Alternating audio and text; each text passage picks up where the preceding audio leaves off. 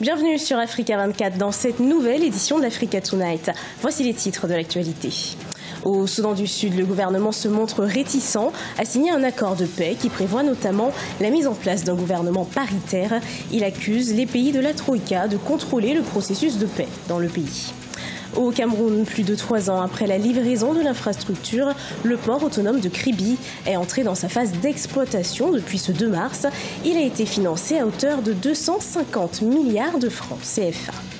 Et puis à la fin de cette édition, nous partirons à la découverte de l'adingra, un tissu traditionnel ghanéen qui gagne en popularité. Il est généralement porté à l'occasion de grandes cérémonies. Mais tout d'abord, dans la nuit de samedi à ce dimanche 4 mars à Ouagadougou, au Burkina Faso, un groupe a tenté de forcer un barrage vers Ouaga 2000. Il essayait de passer en force au barrage du groupement de sécurité et de protection républicain. Ce poste est situé à environ 500 mètres de l'entrée du palais présidentiel. 2 des assaillants se sont enfuis. Un 3e a été capturé avant d'être finalement abattu suite à une tentative d'évasion. Cet événement intervient moins de 48 heures après la double attaque de l'état-major et de l'ambassade de France. Le gouvernement du Soudan du Sud accuse les pays de la Troïka de contrôler le processus de paix dans le pays, alors que la relance des pourparlers pour la revitalisation des accords de cessez-le-feu est attendue. Le pays se montre réticent à signer un accord de paix qui prévoit notamment la mise en place d'un gouvernement paritaire. Corinne Kamse. S'exprimant ce 28 février à Juba, Michael Makuei, ministre sud-soudanais de l'Information, a ouvertement accusé les États-Unis, la Grande-Bretagne et la Norvège, pays de la Troïka, de contrôler le processus de paix au Soudan du Sud avec un penchant non dissimulé pour les partisans du rebelle Riek Machar. Revenant sur certaines propositions formulées à l'occasion des pourparlers qui se sont tenus à Addis Abeba au mois de février, Michael Makuei a précisé la réticence du régime de Salva Kiir à procéder à une redistribution paritaire du pouvoir. Le Soudan du Sud n'est pas un cas d'essai où vous apportez n'importe quel principe pour le tester. Le Soudan du Sud n'est pas une entreprise. Le partage du pouvoir est de 51 contre 49%. Le Soudan du Sud est un État souverain et il a le droit de tabler lui-même sur ses problèmes. Même si son indépendance est remise en cause par le gouvernement sud-soudanais, l'autorité intergouvernementale pour le développement, en abrégé IGAD, médiateur officiel dans ce processus, continue de plaider pour une reprise des négociations. L'IGAD a par ailleurs apporté son soutien à l'opération de gel des comptes bancaires des contrevenants au cessez-le-feu signé en décembre 2017. En réalité, aucun des 2 cas aujourd'hui ne détient une option définitive. Il y a un extrémisme extraordinaire dans les 2 camps, mais qui, je vous le dis aujourd'hui, est en train d'être battu en brèche par la menace qui vient de l'étranger, qui vient principalement de Washington, en utilisant les deux principales puissances régionales, Érythrée et Éthiopie, effectivement comme levier d'action. Et ça va être où vous marchez, ou on vous part en paix et on trouvera un terrain d'entente pour créer des conditions de paix et un retour en réalité à la tranquillité dans ce pays-là.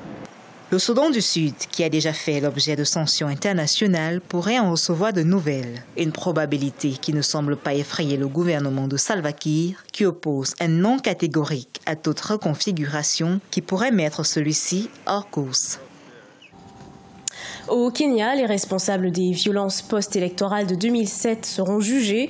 Une audience a été fixée pour les 7 et 8 mai 2018 par le juge du tribunal de Kisumu. Cette décision est considérée comme un début de justice par les victimes. Plusieurs personnes qui occupaient des postes de responsabilité au moment des faits sont mises en cause. Corinne Kamse. Elles sont 14 victimes qui attendent réparation pour des actes illicites qui auraient été commis par des agents de la police lors des violences qui ont débuté au Kenya après la présidentielle de 2007.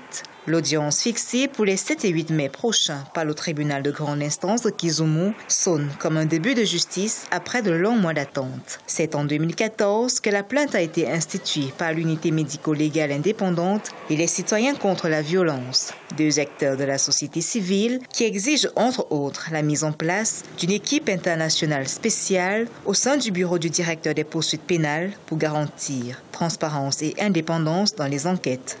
Le gouvernement n'a pas remédié aux graves violations des droits de l'homme commises par la police pendant les violences post-électorales, par des compensations, des restitutions, des services médicaux et psychosociaux, des excuses publiques et d'autres réparations aux survivants et aux familles des victimes. Au rang des mises en cause, le procureur général, un commissaire de police, le directeur des poursuites pénales, l'autorité indépendante de contrôle de la police, l'inspecteur général de la police et l'ancien commandant de la police administrative. Ils occupaient ces fonctions au moment des faits. C'est vrai qu'il existe des normes au Kenya, il existe des lois au Kenya qui sont assez poussées, il existe aussi des juges indépendants au Kenya qui vont rendre, mais le fait d'exiger des excuses publiques est assez important et permet donc d'atténuer le climat social qui est assez tendu, non seulement au Kenya, mais dans la sous-région. On sait que en Afrique aujourd'hui, les questions électorales sont toujours remises en cause, il y a toujours tout le monde est gagnant, personne n'est perdant et les victimes sont une population. Selon les chiffres officiels, au 25 février 2008, ces violences avaient fait plus de 1500 morts et 300 000 déplacés. L'opposant Raila Odinga contestait alors les résultats de la présidentielle qui avait reconduit Mwai Kibaki à la tête du pays. Ce samedi 3 mars est une date importante pour le Cameroun. Elle marque le début de la mise en exploitation commerciale du port autonome de Kribi. Troisième plus grosse infrastructure portuaire en Afrique, elle est dotée d'un terminal à conteneurs polyvalent d'une capacité de 4000 m². Reportage de notre correspondante Viviane Baoken. Le port de Kribi, situé dans le département de l'Océan au Cameroun, a démarré son exploitation commerciale le 2 mars 2018 avec l'accostage d'un navire à grand tirant d'eau d'une superficie de 335 mètres et une capacité de 8530 conteneurs équivalent 20 pieds. Cette infrastructure, dotée des meilleures profondeurs sur la côte ouest africaine avec un chenal de 15 mètres de côte, se positionne comme un hub dans le golfe de Guinée en offrant aux navires des trafics en provenance des autres pays. Avec de telles facilités au port de Kribi, le port de Kribi sera naturellement le meilleur point de passage pour les pays sans littoral, tels que le Tchad, le Centrafrique et le Nord-Congo. Ce sera le meilleur point de passage parce que les armateurs recherchent, les chargeurs recherchent les ports où il y a les meilleures profondeurs, les ports où les navires attendent le moins longtemps. Parce que cet avantage se concrétise par le fait que les navires n'attendent pas. Ils n'attendent pas la marée pour accoster et ils n'attendent pas la pleine mer pour repartir. C'est-à-dire, aussitôt arrivés, ils accostent, ils travaillent et dès que les opérations commerciales sont terminées, ils peuvent repartir aussitôt. Les délais réduits des temps d'escale au port de Kribi ainsi que les coûts réduits des procédures dématérialisées sont des atouts qui permettront d'éveiller la compétitivité de cette infrastructure. Les opérateurs économiques y trouvent un grand atout pour leurs affaires. Par ailleurs, on dépense plus. On dépense plus dans les opérations portuaires, mais nous espérons que tout ce que le port de Kribi nous présente, qui est déjà à des coûts réduits et à des manutentions un peu acceptables, pourrait nous permettre de gagner davantage. Oui, moi en tant que vitrier, quand je dis que je suis très content parce que là déjà, j'aurai beaucoup de marchés dans la ville de l'Océan parce que la ville est grande. Et je vais aussi faire mes commandes qui vont venir vers la Chine par le port de Kribi. C'est déjà un vrai raccourci pour moi. Avant, j'allais à Douala faire les petits dédouanements, mais déjà, je vais le faire sur place. C'est un avantage pour moi. La première phase du port autonome de Kribi qui rentre dans sa phase d'exploitation plus de 3 ans après la livraison de l'infrastructure a été financée à hauteur de 250 milliards de francs CFA. Quand le tissu transmet la sagesse, la tradition et l'histoire ghanéenne. Nous vous proposons de partir à la découverte de l'adingra, un tissu traditionnel ghanéen qui gagne en popularité. Porté à l'occasion de cérémonies, notamment funéraires, ces symboles représentent les valeurs de celui qui le porte. Solange Dubois. Si le terme adingra renvoie uniquement à des symboles ghanéens, c'est parce que le textile qui porte le même nom est encore assez méconnu. Créé à l'origine par les Ashantis et répandu chez les Akans du Ghana ainsi que les Abrons de la Côte d'Ivoire, ces symboles représentent des concepts et des situations bien précises. Le symbole sur mon t-shirt est le Sankofa, ce qui signifie revient et va. Visuellement et symboliquement, ce symbole représente un oiseau mythique qui vole vers l'avant, la tête tournée vers l'arrière avec un œuf dans son bec. Il symbolise le futur. Tandis que la majorité des textiles traditionnels africains sont réalisés avec des techniques de tissage ou de teinture, l'adingra se distingue par la technique de l'imprimé. L'encre est réalisée à partir de l'écorce chauffée de l'arbre palétuvier, aussi appelé localement badi. Elle est ensuite utilisée pour réaliser les motifs sur le tissu, un véritable procédé traditionnel.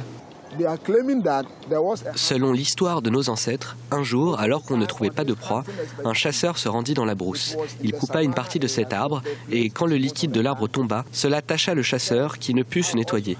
Il décida alors de se recouvrir de cette encre et grâce à cela, il put attraper de nombreuses proies, ce qui plut évidemment au roi. Généralement porté à l'occasion de cérémonies, notamment funéraires, l'adingra présente alors des symboles qui retracent une qualité, une attitude, voire la valeur attachée aux défunts.